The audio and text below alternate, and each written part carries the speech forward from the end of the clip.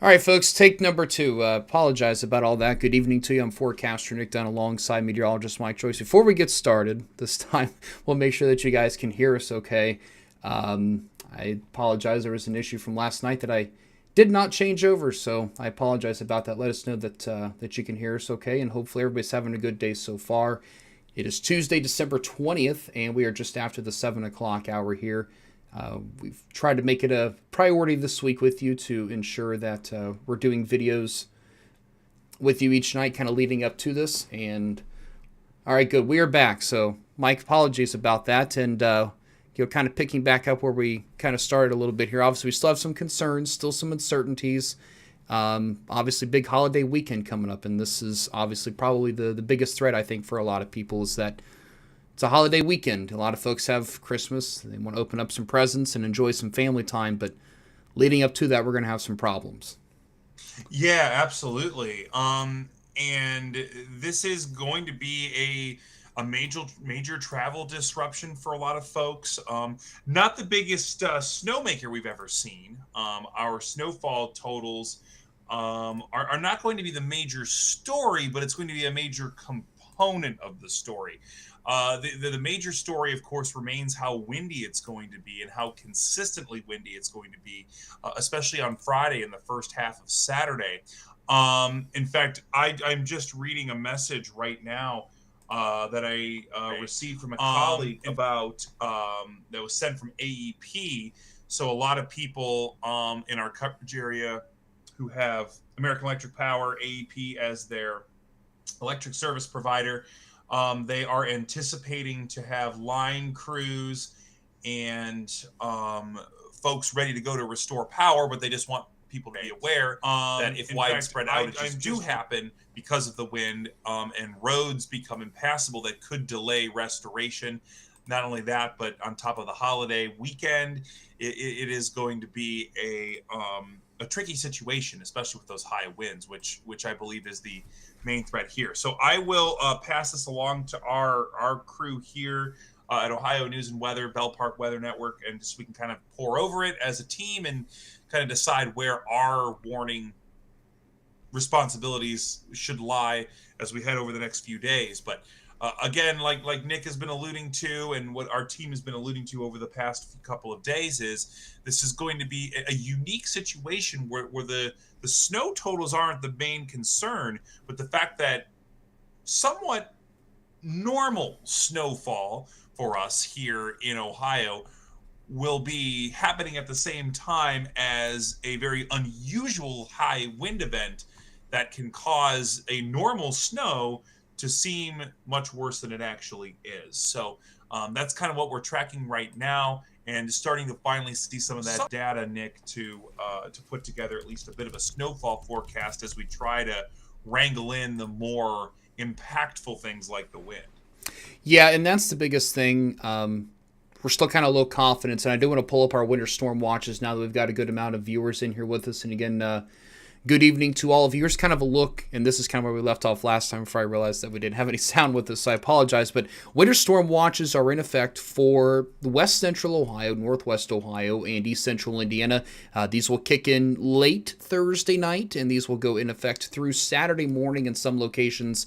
Saturday morning, and maybe even we could see some of those extended into the afternoon. Now, as you see here, this does not include a good portion of Ohio. There's still some counties in Indiana, and none of our West Virginia counties are in this. Right now, where the watches are, this is where we have the highest confidence, at least the Weather Service does, in terms of certain criteria being met. And just understand that just because you're not under a watch right now does not mean that you are out of the woods for any kind of impacts. There's still going to be strong winds, very cold temperatures, rain changing to snow, and travel impacts across the board. So, but what I do want to kind of let everybody else know as well is that we're not talking, at least right now, a very high likelihood of double-digit snowfall totals. That just does not appear to be in the cards for us as it stands right now. But it is worth noting that some spots have trended a little lighter today. Other spots have trended perhaps a little bit more. So with that said, I do want to go ahead and kind of get into kind of the meat, if you will, of our snowfall forecast. So the first thing I'm going to switch things over to, let's look at our first call snowfall map. And this is something that Mike Joyce was on. This is something that almost our entire team gave some kind of input on.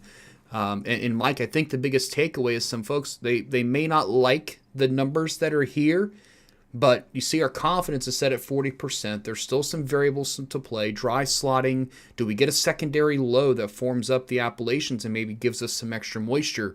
Does the low still kind of change course in terms of where it's tracking? These numbers are very preliminary, and I know some models show much more. Some models show much less. I feel as if this is kind of a blended approach for right now, and I know some folks even on some of the local TV stations are even going a little bit lower than this for right now, but I still think, Mike, there's a lot of unknowns at this point in time. Yeah, a lot of unknowns, including how much moisture will wrap behind that front, how long will that dry slot stick around, what will our snow ratios be? One reason why I like the numbers that we have, at least preliminarily, is because this reminds me a lot what happened if you're with us past couple days.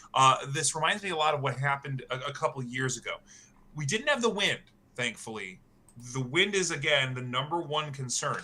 But 2 years ago on Christmas Eve, December 24th of 2020, we had a rather overproducing snow where early forecasts were looking at the 3 to 4 inch range, and we ended up having 9 in north central Ohio. Well, the reason why that happened is that cold Arctic air with temperatures in the teens really allowed that snow to be a lot fluffier, drier, which allows more accumulation with less moisture, essentially. So you get the same moisture content on the ground, but it just results in higher snow totals. So that said, that fluffy light snow is easier to blow around, and that's why we're so concerned.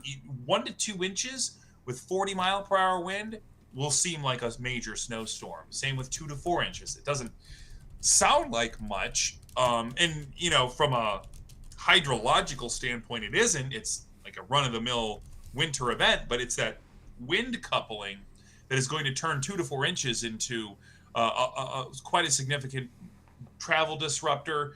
It means that even though the snow isn't falling from the sky, the plow will go by and then it'll blow back on the road again thanks to the wind. So that's kind of what we're looking at here. I kind of think of it as continuous accumulation where we're working with, normal amount of snow totals. And that's why I don't want this map to under-prepare you.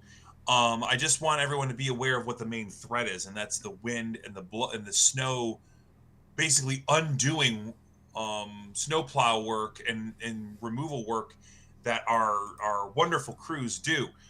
One last thing, Nick, to add to this, just a reminder that how cold we're getting. So, most of us experiencing low single-digit low temperatures Friday and Saturday night. That means that whatever salting work that snow crews will do is not going to work very well. Road salt does not function well below about 10 degrees, and by 0 degrees, it's almost, there's really no point of even putting it on the road because of the chemical properties of water and calcium chloride mixing together. Road salt really works best in that 30 to 20 degree range. So that's going to be an issue. And then when the plow sweeps by, the snow blowing right back on the road. So that's why we're highly confident in travel disruption, despite our snow totals looking like a run-of-the-mill December event. Absolutely, and the snowfall totals are not going to be anything to really remember, and I think we've done a fairly decent job of trying to communicate that. But in terms of overall threats, ice. And when I talk about ice, we're not expecting freezing rain or sleet. That's one, I guess, positive to look at this. We're not into. There may be a brief period of mixed precipitation during the changeover from rain to snow, but I expect that to be less than an hour, if even that, in most locations. So obviously, you're going to have ice build up on the road. So for now, I'll leave that at low. We do have the potential for flash freeze, so maybe we'll reanalyze that a little bit later and try to figure out a different way to communicate that. But winds and travel. Two high threats in our opinion, and wind gusts, I'll show you the wind gust potential here in just a few minutes. Travel, obviously, tomorrow and Sunday are going to be the best days for travel across our entire region, because between say late Thursday and in through the midday time on Saturday, travel is going to be a little treacherous in most locations. So try to find an alternative route. If you have to travel during this time period, though, we just ask that you be prepared. Have the security safety kits in your car, jumper cables. Make sure your car is full of gas, and all those different things. Just make sure that you're prepared, and you're going to be just fine. Power outages, those are elevated because of this map that you now see on your screen. So keep in mind that these are peak wind gusts. The actual sustained winds themselves will probably kind of stay in that 15 to 30 mile per hour range for the most part. A few spots could get a little bit higher than that, but these gusts that come through, obviously when snow is falling, is going to cause a serious problem. And when you have the flash freeze that takes place, you're talking a thin layer of ice on branches and power lines. That's going to be problematic as well. And of course, in some spots, whenever you get gusts above 40 or 50 miles per hour, there's going to be an attendant risk for power outages. So we're going to leave the outage risk get elevated for now. We would like to see this get a little closer. Some of the models have trended downward on the wind speeds just a touch. But as we talked about yesterday, if dry slotting takes effect, that's going to allow for the winds, I think, to remain relatively strong and very consistent across the region. So we didn't trend too far down. Really, we just kind of trended northward just a little bit. The strongest gusts likely closer to the center of low pressure in far northern Indiana and northwestern Ohio, 50 to 60 miles per hour. And otherwise, about 40 to 50 plus just about everywhere else.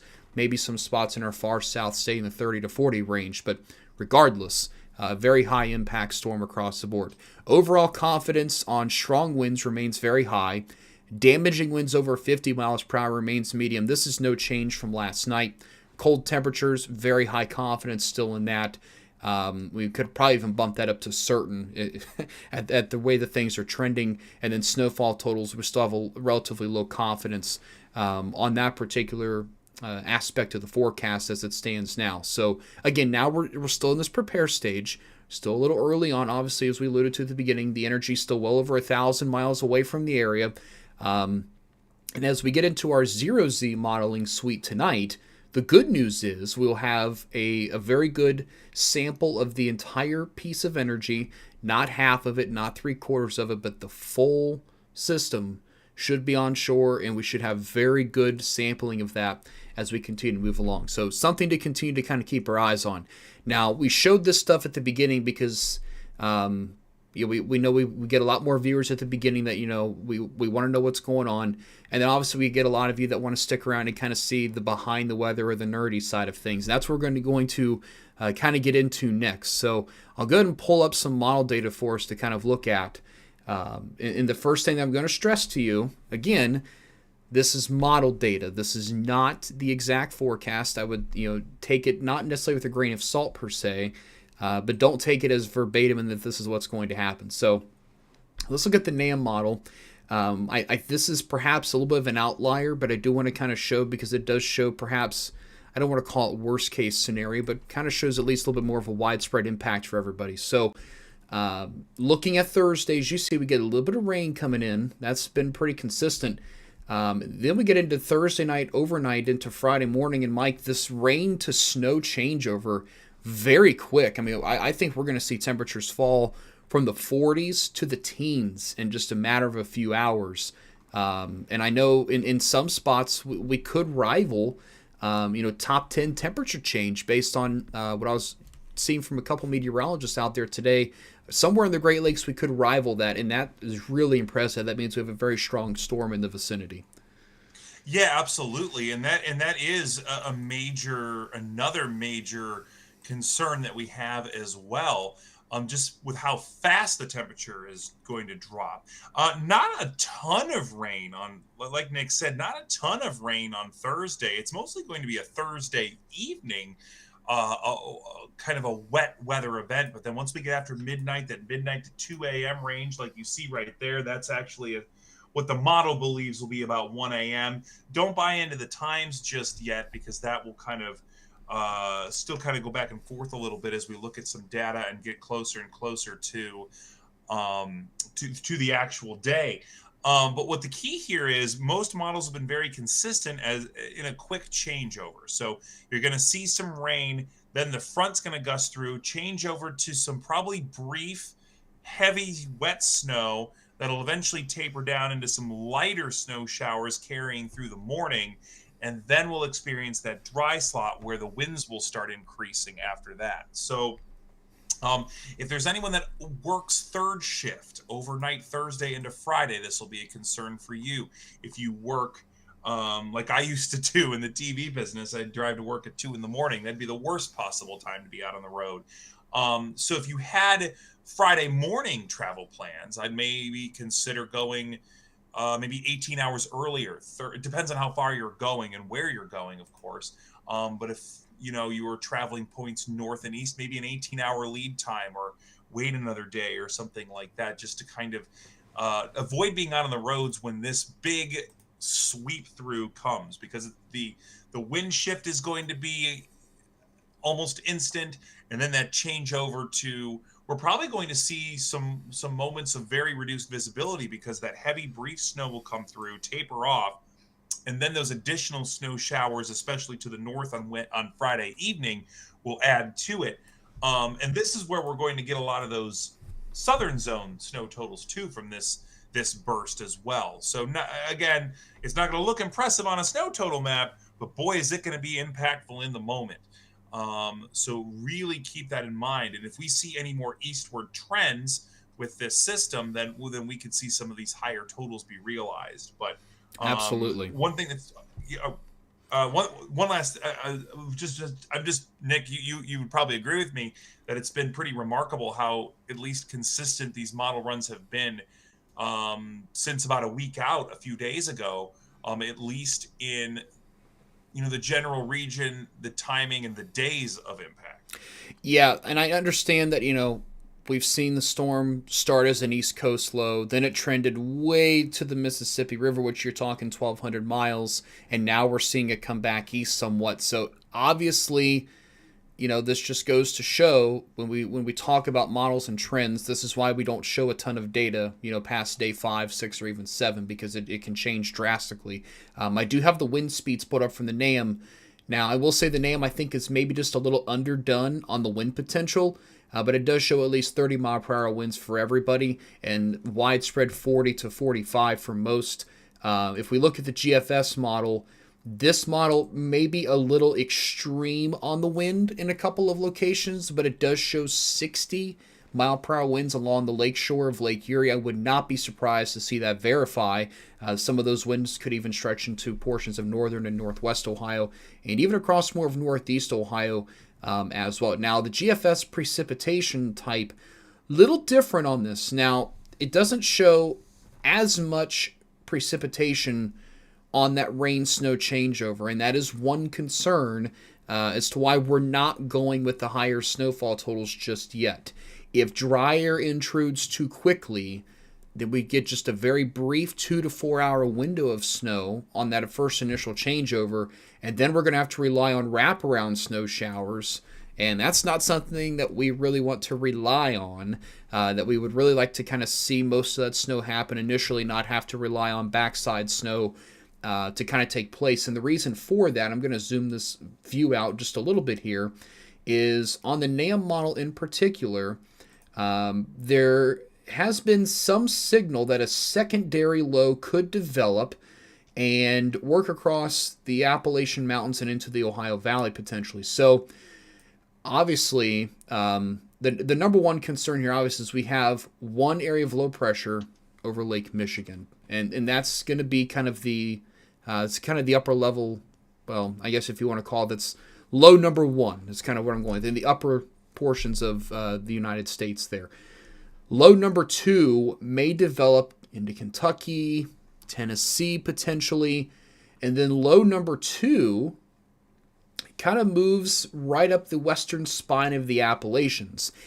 If we can get this to phase together well, we could see additional moisture, and we could see additional snowfall and some higher end totals, and maybe cold air works in a little bit quicker to where we can see some of those higher totals verify. If that second low does not develop, I think there is a serious chance that we do see a good amount of dry slotting, and that obviously cuts into snowfall totals substantially. So that's kind of a couple different variables that are in play on that.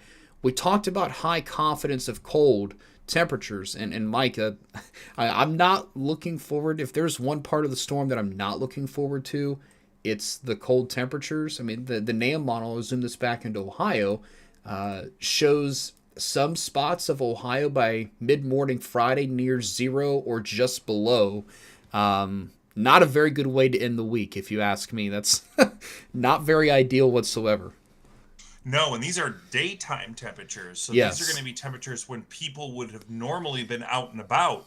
And I think that's part of the key here. And one reason why any moisture that remains behind the low could be converted into some of that wet, fluffy snow, especially up in our northern regions and especially in our snowbelt regions, even heading into Christmas Eve on Saturday. So that's going to be your typical spots from east side of Cleveland all the way through Ashtabula, Erie, and then Buffalo. Buffalo again, under the gun for more significant snowfall. They haven't really had much of a break up there. No, they haven't. But I mean, they're used to it, but it's it's a lot.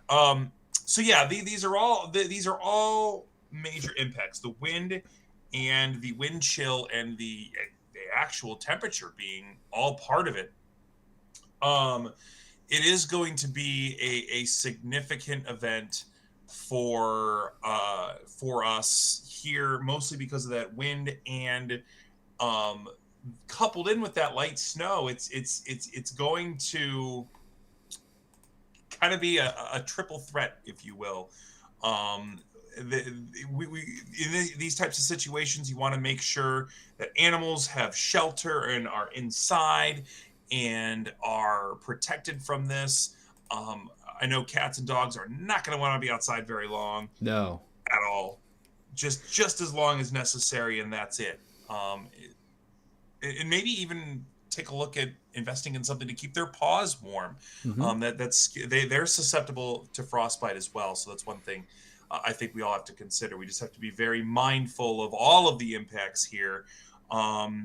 If you have, I would say, even if you have a generator, I would start it up, see if it works. No reason to panic buy. I've seen a lot of grocery stores have been in good shape. Well, there's never a reason to panic buy. That's but right. with this one, I would say, be prepared for the holidays as usual, and you'll be okay.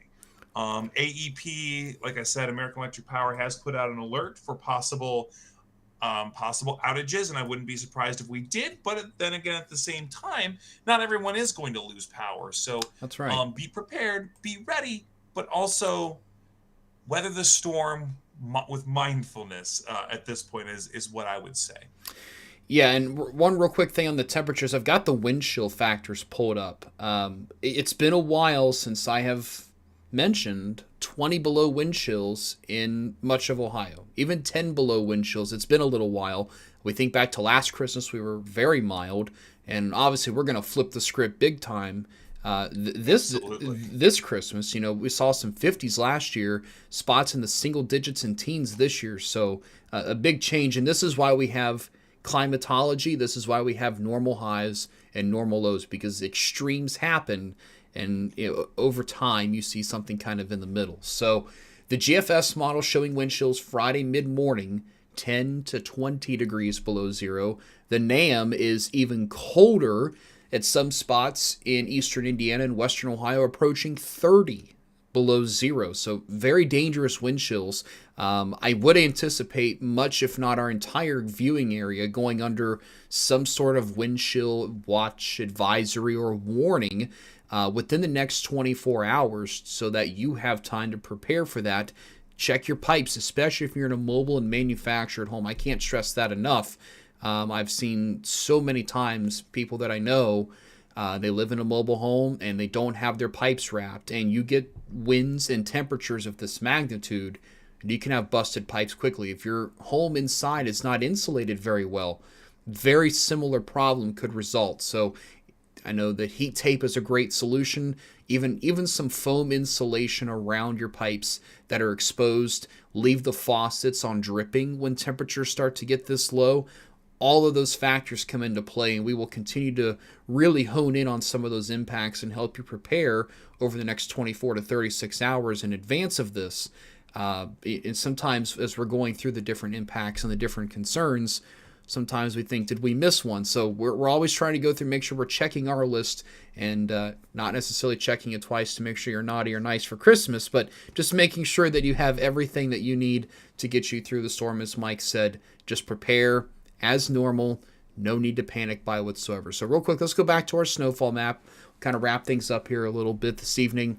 Again, some of these totals, the totals are not going to be memorable. Now, with the blowing and drifting, could it be really an amazing sight to see in some locations? Absolutely.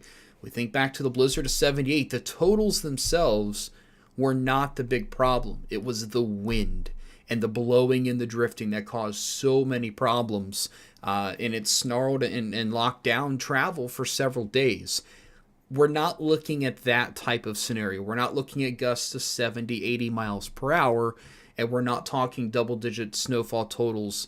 We're talking snowfall totals that are at least half of that, if not more than half of that, in most locations. And we're talking winds between 30 and maybe 60 miles per hour on the high end. So blowing and drifting going to be a problem. Visibility is going to be a problem. Air travel going to be a problem as well. Obviously, we'll have to kind of watch all those things. A flash freeze looking very likely. And again, we have a lot of hazards to hone in on. Charge your devices, your battery banks, and make sure all those different things are good. And right now, if we would have given this another stab at a first call, the only real thing that I would have really changed is maybe increase some totals across eastern Indiana just a little bit more. Obviously, the higher snowfall ratios will come into play, especially once we see the cold air win out. And we may see some lighter totals in some spots. But right now, you're looking at the map, I would consider looking at these totals on the lower end of the spectrum for right now.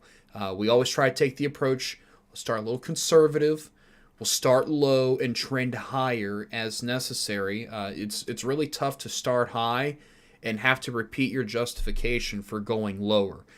Whereas we start low, we give you the reasons why, and then we can trend higher as things kind of come into play. And Mike, I don't know if I missed anything there, but that's kind of the key here, in my opinion, for where we stand. We can never get an easy storm, as I say, across our area. Not our area. That's what makes it. That's what we're here for. We're here to break down all the nitty gritty of all these storms that just don't make it easy on us. No, they do but that's not. okay. We will get through this. Like we've been saying, the timing isn't ideal for most of us, but with some simple preparation and maybe shifting some travel, I don't see any reason to completely cancel your holiday plans, but we'll just have to make adjustments as necessary to get there, as I believe I'm probably going to have to do as well. So yeah, but yeah, I think that's where we stand right now. Absolutely, and I would agree with that. So for right now, folks, we're going to wrap things up this evening. I appreciate you taking about a half hour of your time here. We'll do this all over again tomorrow at some point. I've got a couple plans in the evening, and I'm sure everybody else does too, so we'll do some other regular posts throughout the day as well. We'll do some form of video tomorrow evening, but for right now, we'll leave you with the snowfall map up. If you have any questions, we'll try to go back through and answer some of those if we don't already have some folks from our team answering that. But again, wind, rain, snow, cold temperatures, the whole 9 yards is on the way. Now is the time to prepare, and just prepare as normal, and everything is going to be just fine. So for meteorologist Mike Joyce, I'm forecaster Nick Dunn reporting. Have a great night, everybody. Stay safe out there, and we'll see you back here tomorrow evening.